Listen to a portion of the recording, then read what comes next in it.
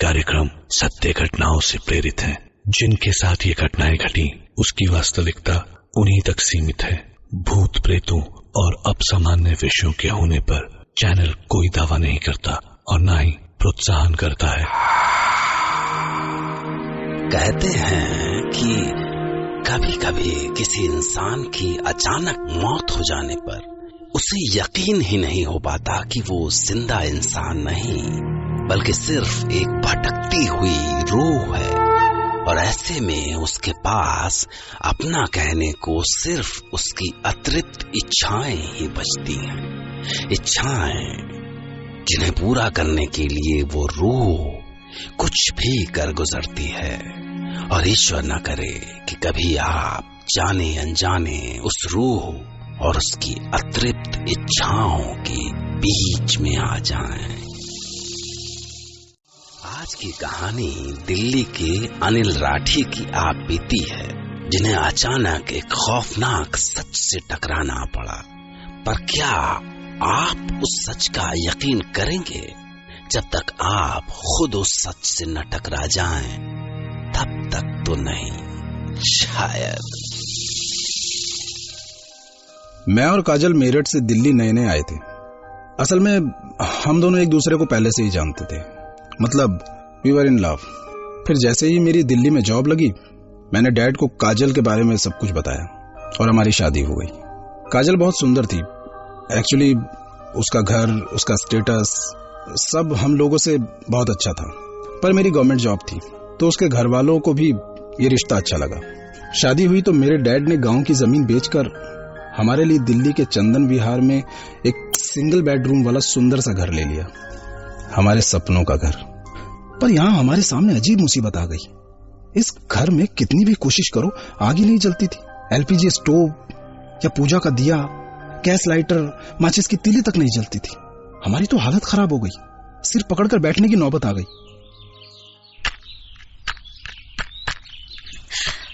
अब क्या करें अनिल, ये तो बैठे बिठाए प्रॉब्लम हो गई। यही तो, अगर कुछ जलेगा नहीं तो खाना कैसे बनेगा?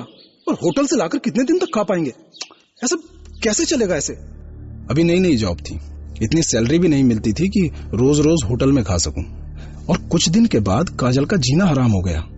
रात में अचानक चौंक कर उठ जाती। काजल, काजल, क्या हुआ काजल? टेल मी ना। वो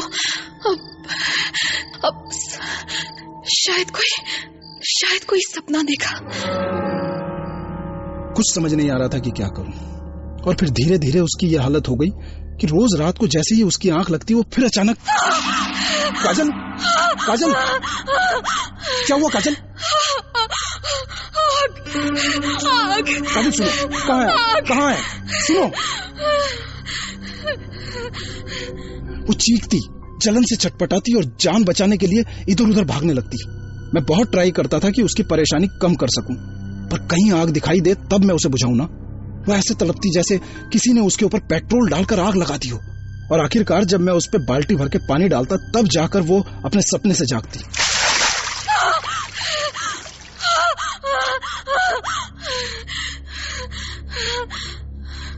और जब मैंने इसके बारे में अपने नेबर्स से बात की तो मैं और परेशान हो गया। वो बोले कि असल में बेटा, यहाँ तुमसे पहले त्यागी जी की फैमिली रहा करती थी। वही त्यागी जी जो तुमको ये मकान बेच के गए हैं। हाँ, तो उसको ये मकान उसकी बहू, क्या नाम था उसका, मधु। हाँ, मधु। तो ये मकान उसकी बहू मधु को मिला था मधु के बाप से। मधु अपने बाप की अकेली औलाद थी ना। असल में इसी मकान के लालच में तो वो शादी हुई थी, क्योंकि मधु देखने भालने में कुछ खास नहीं थी बेटा। इसीलिए अब त्यागी और उसकी औरत बहू को सताने लगे कि बहू ये घर उसके नाम कर दे, जिससे वो किसी दिन बहू को घर से निकाल दे और फिर घर भी उनका हो जाए और वो अपने बेटे की दोबारा शादी किसी मनचाही दुल्हन से कर ले। पर मधु समझ गई बेटा उनके मन में क्या है, तो उसने जिद पकड़ ली कि ना वो अपने बाप की निशानी ये घर किसी को देगी और ना ही इस घर से जाएगी। और आखिरकार जब त्यागी और उसकी औरत उसको भगाने में कामयाब नहीं हुए तो ऐसा कहते हैं, मैं नहीं बोलता, ऐसा कहते हैं कि उन्होंने मिलकर मधु को जलाकर मार डाला बेटा। लेकिन भगवान जाने क्या बात हुई कि उसके कुछ ही दिन बाद त्यागी की फैमिली भी इस घर को छोड़ के चली गई। हमको भी लगा कि ये सब वही मधु कर रही है। सोचा कि शांति पाठ करा देंगे तो उस बेचारी औरत की आत्मा को शांति मिल जाएगी और हमको भी छुटकारा मिल जाएगा इस मुसीबत से। तो पंडित जी को बुला लिया। ओम देव शांति रत्न रक्षा शांति पृथ्वी शांति रापः शांति औषधयः शांति वनस्पतयः शांति विश्वदेवा शांति ब्रह्म शांति सर्व शांति शांतिरेव शांति साम शांतिरेधि ओम शांति शांति शांति ओम। और जब पंडित जी ने मंत्र के साथ दिया जलाया तो दिया आराम से जल गया। आओ राठी जी, हवन शुरू करते हैं। और फिर छोटी सी पूजा के बाद पंडित जी ने हवन कुंड में अग्नि प्रज्वलित कर दी।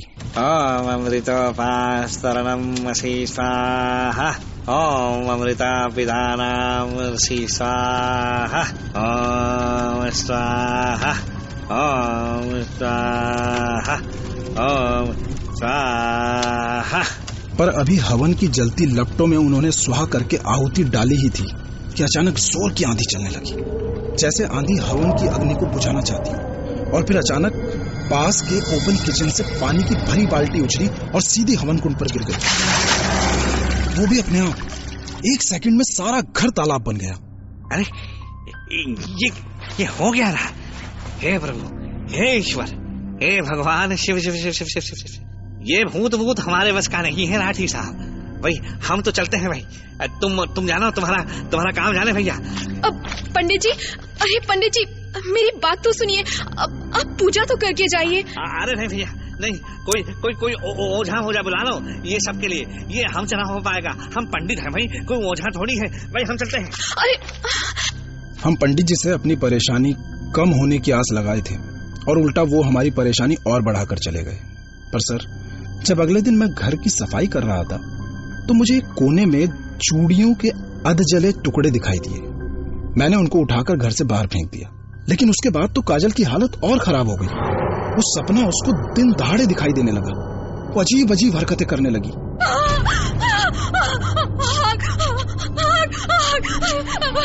बचाओ बचाओ, पानी पानी,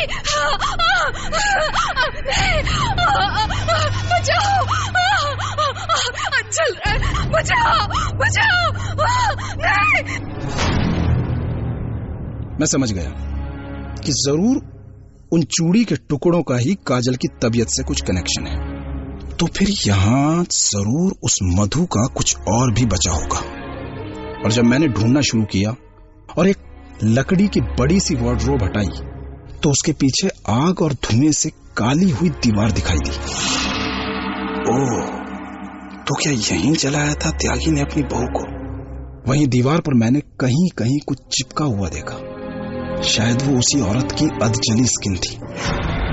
हे भगवान, ये क्या है?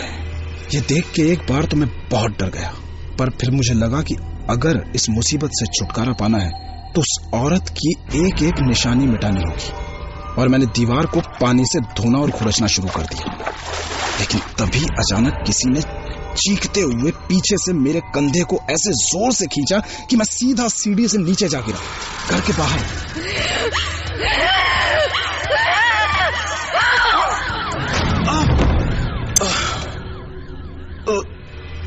नीचे गिरने के बाद जब मैं संभला तो कहीं कोई दिखाई नहीं दिया।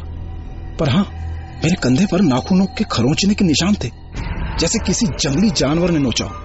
उसके बाद काजल ऐसी बीमार हो गई कि उसका बिस्तर से उठना तक मुश्किल हो गया। बस वो बिस्तर पर लेटी रहती और चीखती रहती थी।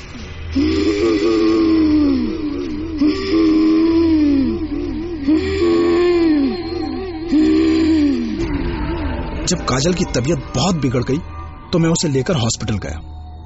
पर जब हम दोनों वापस लौटे तो कमाल हो गया।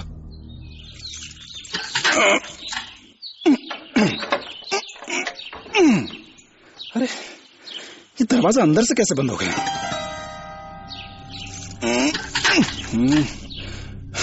मुझे समझ नहीं आया ये कैसे हो सकता है। कोई अंदर से दरवाजा कैसे बंद कर सकता है? पर तभी जवाब में मुझे किसी के गुर्राने की आवाज सुनाई दी, अजीब गुर्राने की आवाज।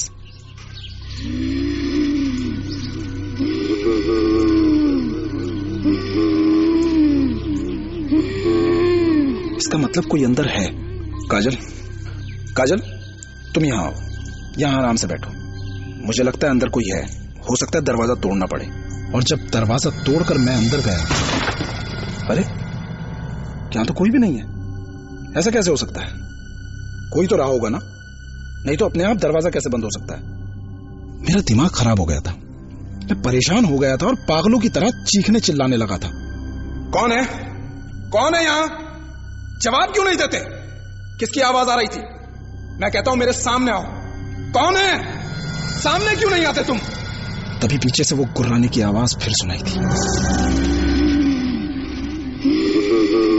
मैंने पलट कर देखा तो वो कोई और नहीं, वो काजल थी। काजल, क्या हुआ तुमको? क्या हुआ? उसकी शक्ल अजीब हो गई थी, जैसे उस पे कोई शैतानी साया आ गया हो। ना, नहीं, तुम काजल नहीं हो। नहीं, तुम काजल नहीं हो। कौन हो तुम? कौन हो? मुझे निकालना चाहता है? हाँ? मेरे घर से निकालना चाहता है? लेकिन मैं नहीं जाऊंगी यहाँ से, नहीं जाऊंगी, कहीं नहीं जाऊंगी। सुनो, देखो, जाएगा तू, तू जाएगा यहाँ से, समझा?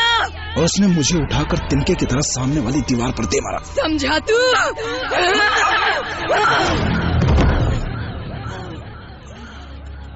उसके बाद शाम को जब मुझे होश आया तो मैंने देखा कि काजल फर्श पर बेहोश पड़ी है।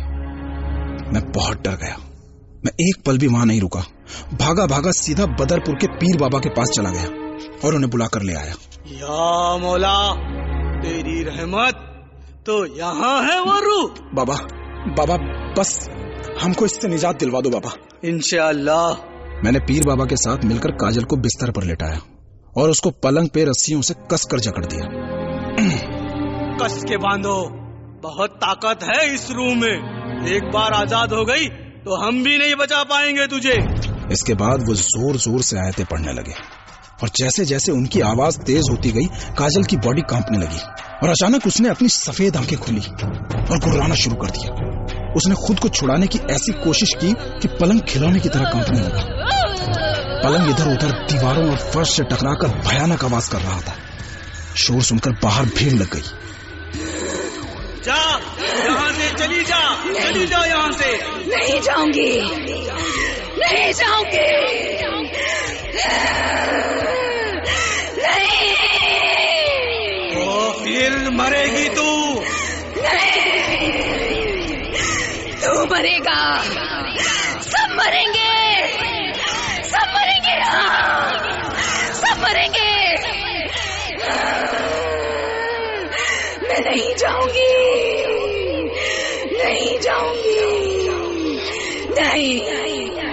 कुछ देर में पीर बाबा समझ गए थे कि इसे यहाँ से निकाल पाना इम्पॉसिबल है। ठीक है, आजाद कर देता हूँ तुझे। खोल दो इसकी रस्सी।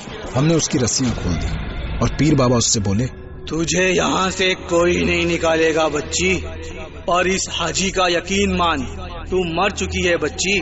तू बस एक रूह भर है। ए मासूम रूह, मुझे इल्म है कि तुझे सुकून की नींद चाहिए। बोल, तू कहाँ सोना चाहती है? कहाँ सुकून मिलेगा तुझे? बोल। काजल ने उस तरफ इशारा किया जहाँ आग और धुएं के निशान थे।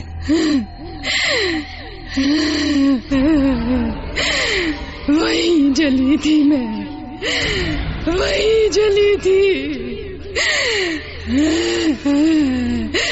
वहीं सोऊंगी, वहीं सोऊंगी मैं। चैन से सोने दे मुझे। चैन से सोने दे।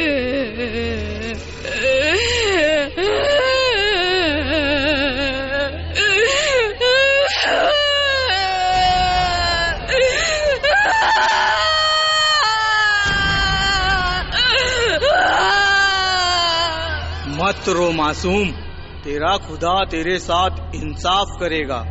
तू जाके सो जा, वहां सुकून से सो जा। और सामने उसी जगह पर फर्श चटकने लगा। उसमें किसी औरत की शक्ल उभरी, जैसे वो वहां जाकर सो गई हो, और उधर वो सोई, इधर काजल बेहोश होकर बिस्तर पर गिरी, जैसे इतने दिन बाद वो भी चैन से सोना चाहती हो।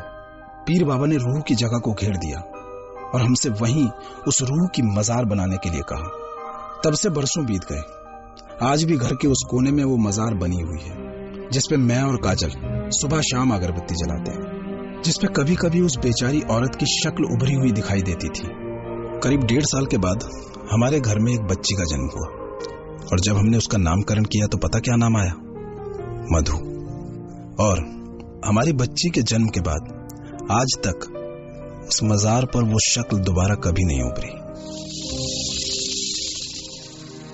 सवाल है कि किसी रूह को भला किसी घर या कब्र की क्या जरूरत, क्योंकि रूह का तो कोई आकार नहीं होता। तो कहीं वो नए नए शादीशुदा पति पत्नी के नए शहर में आने का डर तो नहीं था, जिसने पर्सोनिफाइड होकर मधु का रूप ले लिया। विज्ञान की माने तो ये पॉसिबल है। और उससे भी बड़ा सवाल, क्या अनिल की बच्ची मधु का पुनर्जन्म थी? अगर हाँ, तो सुकून से अपनी कब्र में सो रही मधु को अचानक एक नए शरीर की क्या जरूरत पड़ गई? हर घटना के कई पहलू होते हैं। आप सोचिए कि कहीं आपसे इस घटना का कोई पहलू छूट तो नहीं गया, क्योंकि कल मैं आपसे फिर मिलूंगा एक नई कहानी के साथ, जिसे सुनने के बाद अनिल राठी की तरह आप भी कह पड़ेंगे।